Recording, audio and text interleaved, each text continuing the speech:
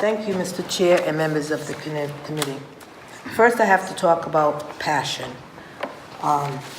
Jackie, Debra, Mindy, and Estella, I think, or Estella.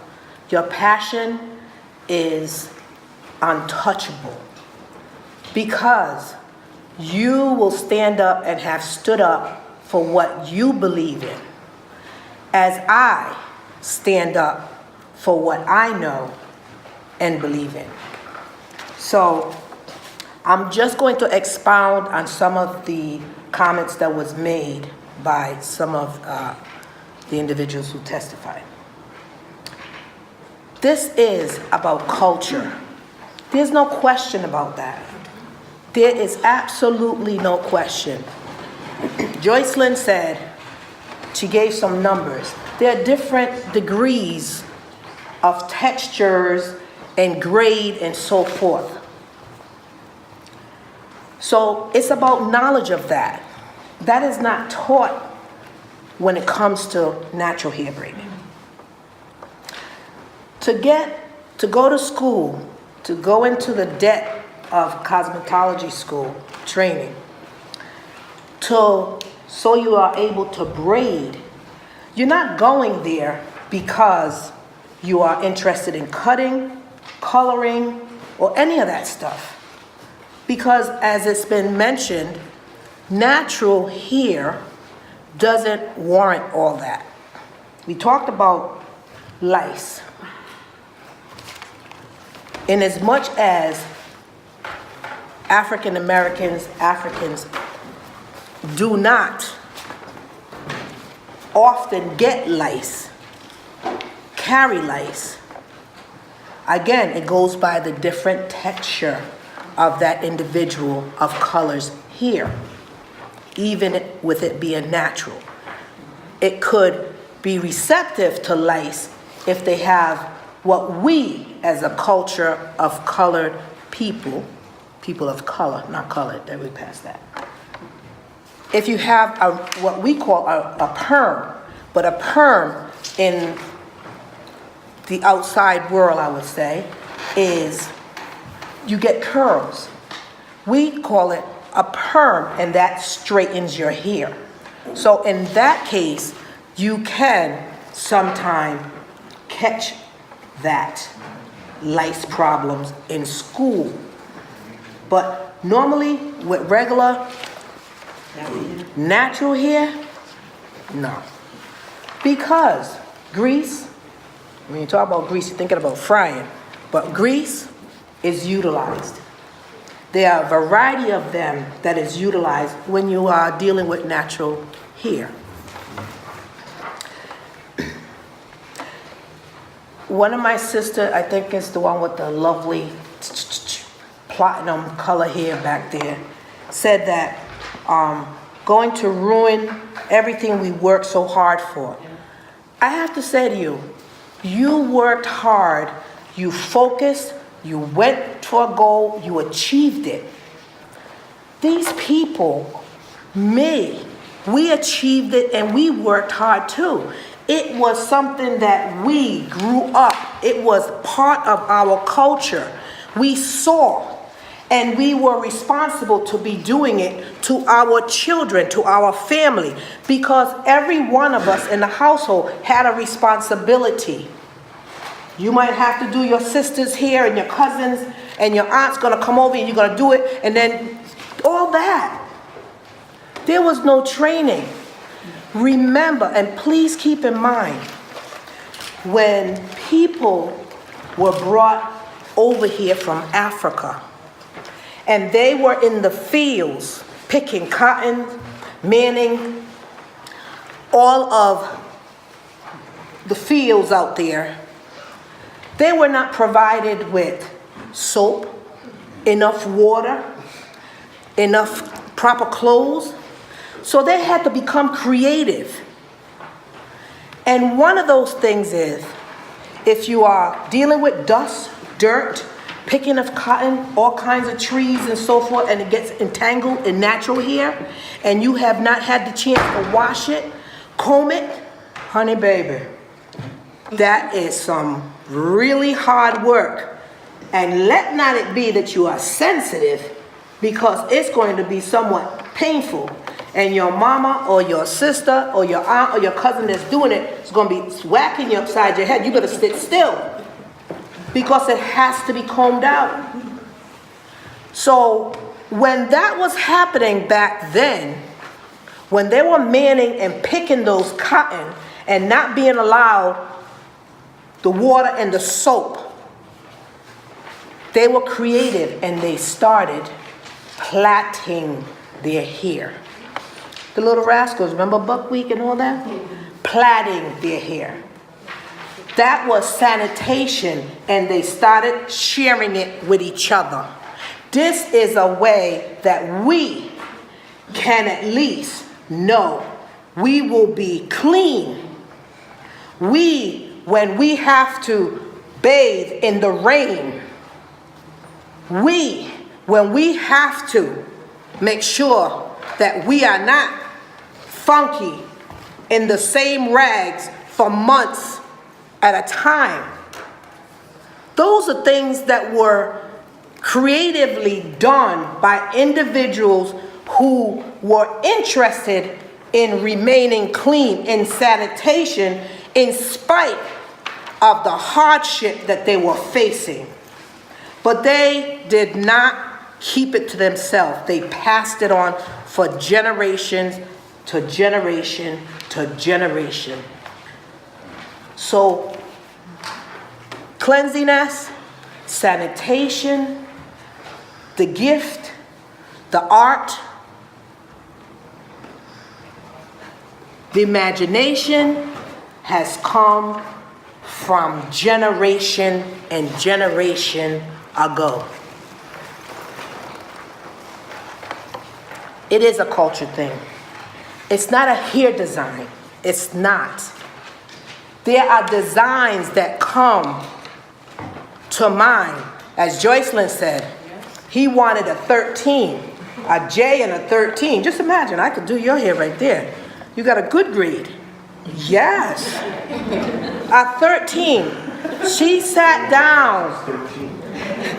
She sat down and she looked at his head to provide him with what he was desiring for his birthday, and came up on how to do it and accomplished it without scissors, without any relaxer, without any glue, without any needle, period.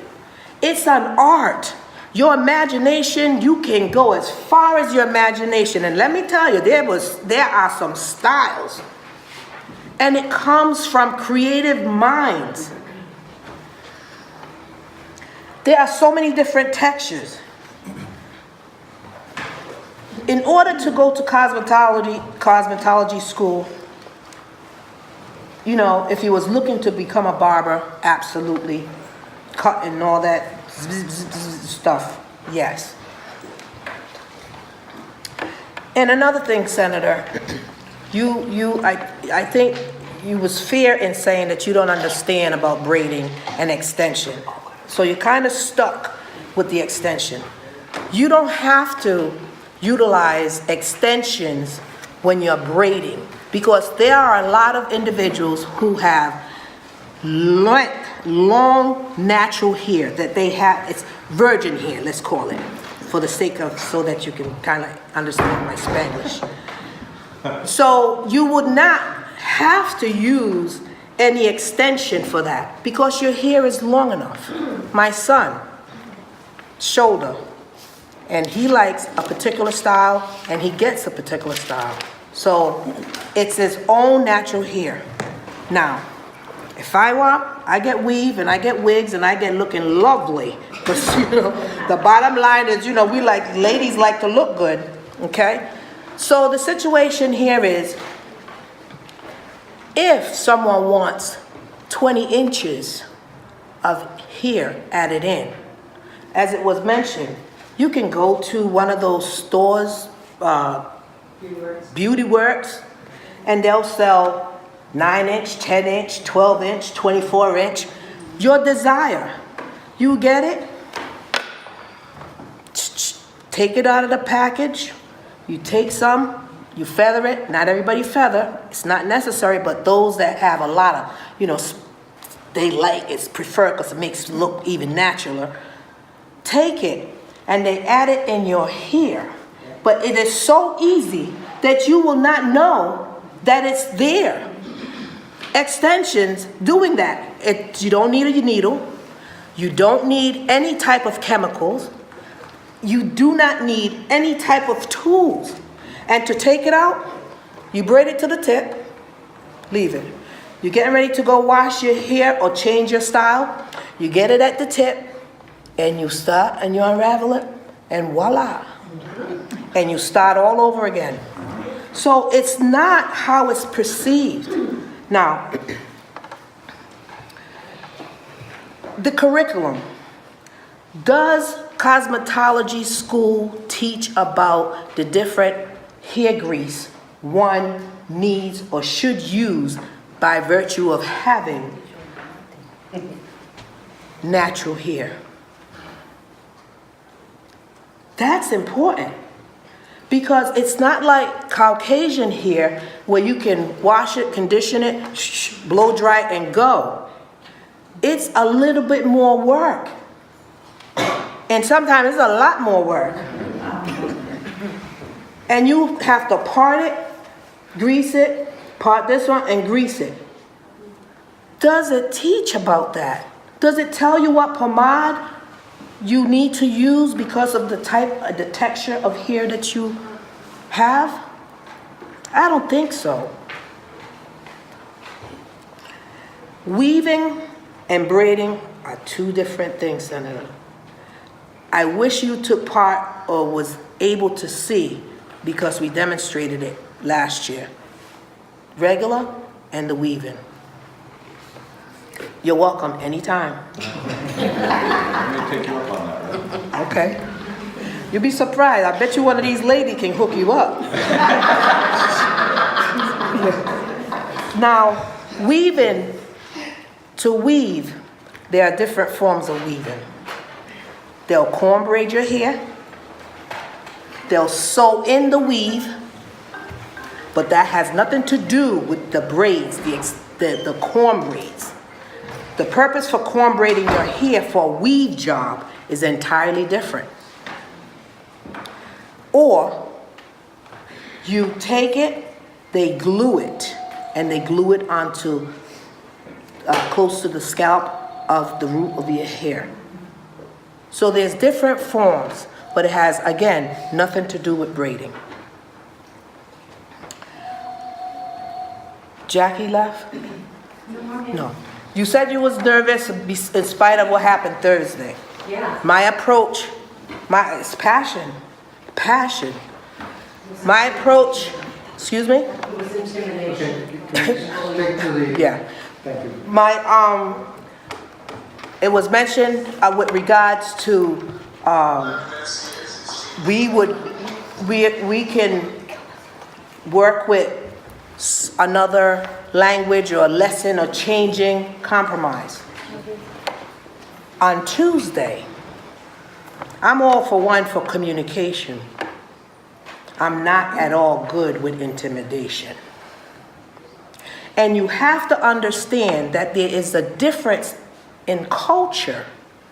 So when you talk about you need training in sanitation and the tone and the manner in which you say it, it is very offensive to a culture.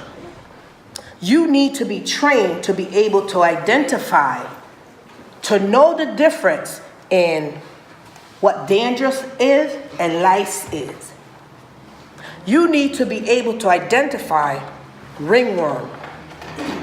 It is very offensive when you talk about sanitation to a people who sanitation is part of their everyday routine and is utilized for everything they do, especially braiding hair. I approached This gentleman, he was in here with a nice suit jacket, plaid, because he just appeared at the time that he was interested in the hearing about this bill. So, at the end of the hearing on this bill, I reached over to say, come on, the room was packed, come on, let's go this way so we can talk about this. So that if, in fact, there was compromising language to be presented, we could have discussed it then. He pulled his arm and said, I'm going out this door and I'm not talking to you. Well, what do you do after you have this handsome man shoot you down? Hello, I was making an effort to hear if we could talk about this. Obviously, no. You came in there with your own plan, and that's okay. Things that were presented today was not presented on Tuesday. No language of, it is 1,200, 1,500, it's way too much. Well, maybe we could talk about a certificate. None of that's being presented today. I'm glad to hear it today. But it doesn't change anything. What they say, a day late and a dollar short or something like that. The fact of the matter, the legislation that's before you today has a lot to do with an opportunity as it was presented, a craft that has been passed on for generation on top of generation for thousands of years.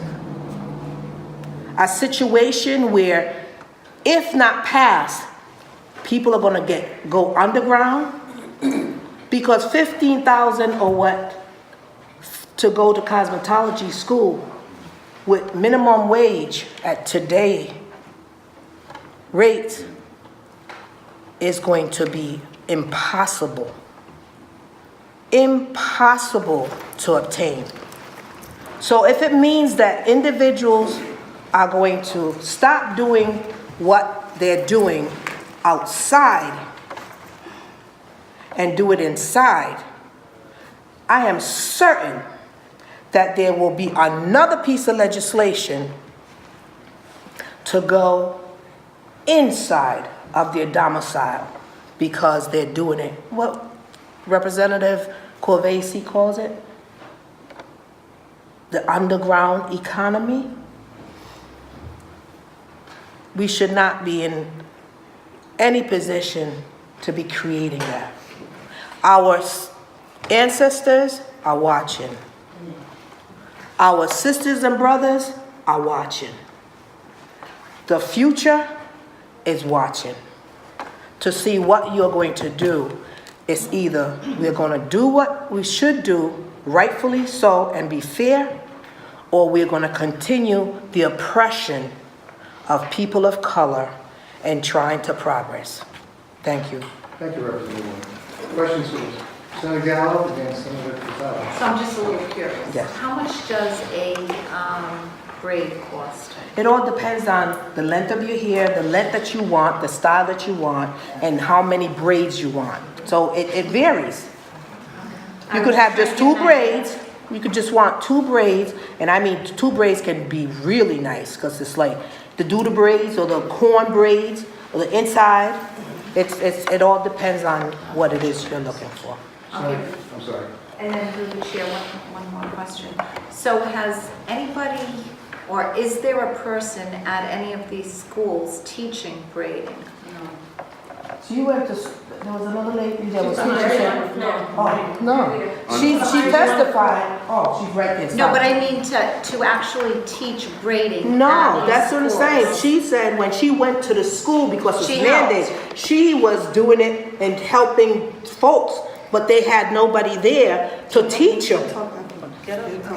I was just wondering, you know, it seems like there's people, you know, like you went to med school and that you know, that there are people that are capable besides this bill. I think that, that the school should have people who teach braiding, and should get paid But to be a teacher. It's not like, Okay. unfortunately. The med school is a high school. It's not a braiding school. It's not a hair school. The med school is a high school on Prairie Avenue.